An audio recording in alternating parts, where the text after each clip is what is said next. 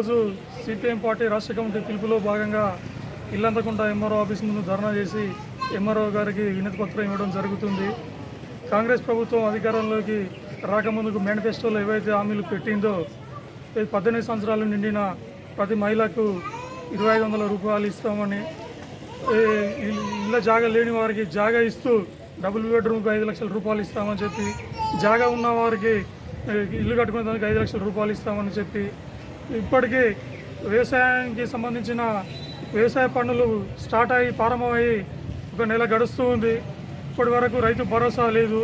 రైతు భరోసా కింద ప్రతి ఒక్క రైతుకు 15,000 రూపాయల చొప్పున ఇస్తా అని చెప్పి మేనిఫెస్టోలో పెట్టడం జరిగింది.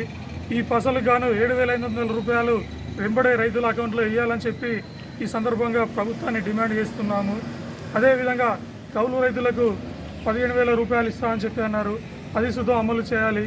కౌలు రైతులకు గుర్తింపు కార్డులు ఇవ్వాలని చెప్పి ఈరోజు మేము ప్రభుత్వాన్ని డిమాండ్ చేస్తున్నాము.